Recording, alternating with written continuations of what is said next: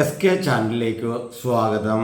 KSR, KER, സർക്കാർ ഉത്തരവുകൾ എന്നിവയുടെ അപ്ഡേഷൻ ലഭിക്കുന്നതിന് വേണ്ടി സിബിച്ചൻ ഗുരുവിള എന്നുള്ള ചാനൽ ഉടനെ തന്നെ സബ്സ്ക്രൈബ് ചെയ്യുക.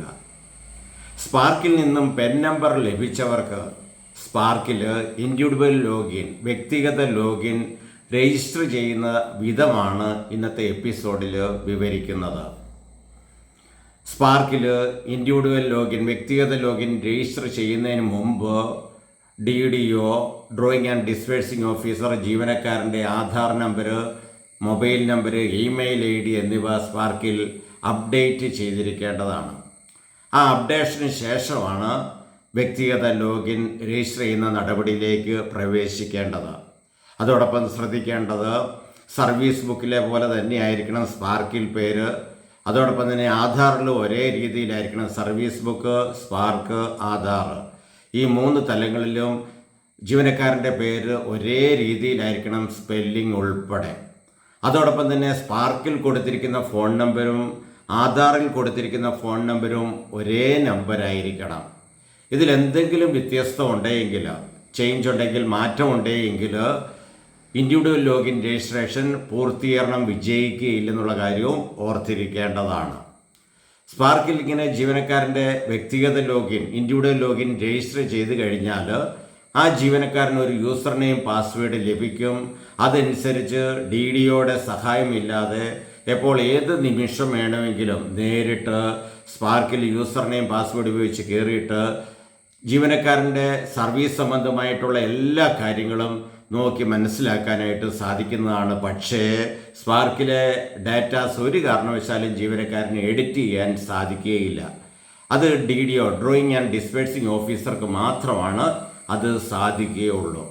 ഇങ്ങനെ യൂസർ നെയിം, പാസ്വേഡ് ഉപയോഗിച്ച് ഇൻഡിവിജ്വൽ ലോഗിൻ രജിസ്റ്റർ ചെയ്ത് കഴിഞ്ഞാൽ ജീവനക്കാരന് എപ്പോൾ വേണമെങ്കിലും അദ്ദേഹത്തിൻ്റെ service details, salary details, salary drone statement, salary deduction, എന്തൊക്കെ ഡിഡക്ഷൻ ഉണ്ട്, എത്ര രൂപയാണ് PFൻ്റെ ഡിഡക്ഷൻ, SLI, GIS ഡിഡക്ഷൻ്റെ എത്രയാണെന്നൊക്കെ ജീവനക്കാരന് സ്വയം സാലറി സ്ലിപ്പ്, ലീവ് ആപ്ലിക്കേഷൻ, അതോടൊപ്പം ഏറ്റവും പ്രധാനപ്പെട്ടത് ഇൻകം ടാക്സ് പ്രോസസ്സിങ്, ആ ഇൻകം ടാക്സ് ഡ്രോൺ സ്റ്റേറ്റ്മെൻറ്റ്, ഈ ഫിനാൻഷ്യൽ ഇയറിൽ എത്ര ഇതിനോടകം ഞാൻ ശമ്പളത്തിൻ്റെ കാര്യത്തിൽ എനിക്ക് വരവ് വന്നിട്ടുണ്ട്, ഇതെല്ലാം സ്വയം മറ്റുള്ളവരുടെ സഹായമില്ലാതെ, DDOയുടെ സഹായമില്ലാതെ സ്വന്തം പേഴ്സണൽ ലോഗിൻ വെച്ചുകൊണ്ട് സ്പാർക്കിലൂടെ പ്രവേശിച്ച് മനസ്സിലാക്കാൻ സാധിക്കുന്നതാണ് ഈ ഇൻഡിവിജ്വൽ ലോഗിൻ.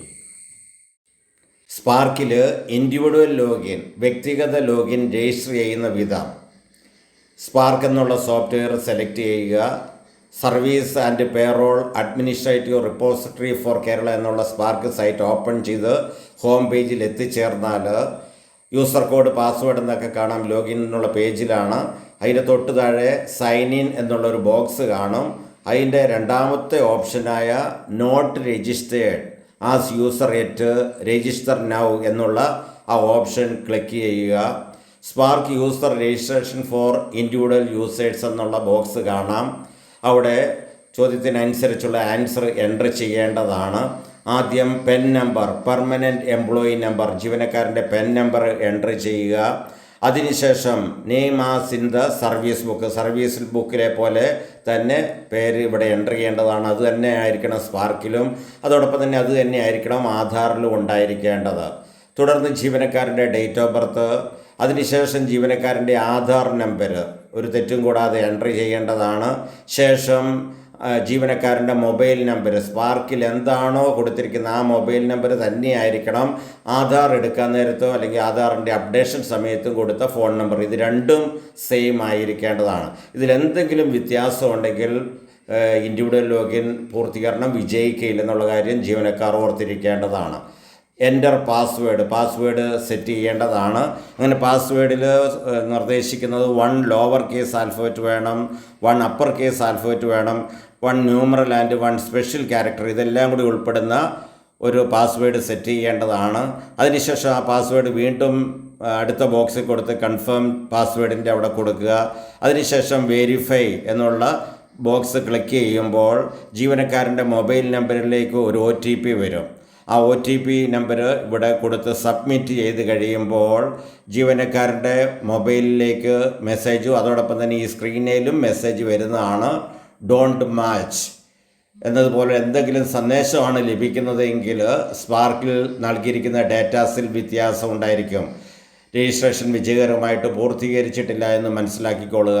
അതേസമയം ഓക്കെ ആണെങ്കിൽ, രജിസ്ട്രേഷൻ ശരിയായെങ്കിൽ യൂസർ രജിസ്ട്രേഷൻ എൻഡഡ് സക്സസ്ഫുള്ളി എന്നും കാണാം. തുടർന്ന് 30 മിനിറ്റ് ശേഷം പേഴ്സണൽ ലോഗിൻ ആക്റ്റീവ് ആകും എന്നുള്ള മെസ്സേജും അതിനോടൊപ്പം ലഭിക്കുന്നതാണ്. ഓക്കെ ബട്ടൺ ക്ലിക്ക് ചെയ്യുക, ലോഗ് ഔട്ട് ചെയ്യുക. തുടർന്ന് 30 മിനിറ്റിന് ശേഷം വീണ്ടും സ്പാർക്കിലെ ഹോം പേജ് എടുത്ത് യൂസർ നെയിം പാസ്വേഡ് ക്യാപ്ച നൽകി ഓപ്പൺ ചെയ്യുക.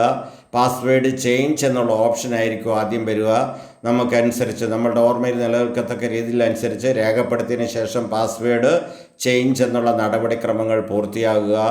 തുടർന്ന് ജീവനക്കാരന് സ്പാർക്ക് ഡീറ്റെയിൽസ് മനസ്സിലാക്കാൻ സാധിക്കും. എപ്പോൾ ഏത് നിമിഷം വേണേലും ജീവനക്കാരന് മറ്റുള്ളവരുടെ സഹായമില്ലാതെ DDOയെ ബുദ്ധിമുട്ടിക്കാതെ തൻ്റെ സ്വന്തം സർവീസ് ഡീറ്റെയിൽസ് അറിയണമെന്ന് ആഗ്രഹമുള്ളപ്പോഴൊക്കെ സ്പാർക്കിലൂടെ കയറി യൂസർ നെയിം പാസ്വേഡ് ഉപയോഗിച്ച് പേഴ്സണൽ ലോഗിൻ ഉപയോഗിച്ച് നിങ്ങളുടെ സർവീസ് ഡീറ്റെയിൽസ് മനസ്സിലാക്കാവുന്നതാണ്. Thank you.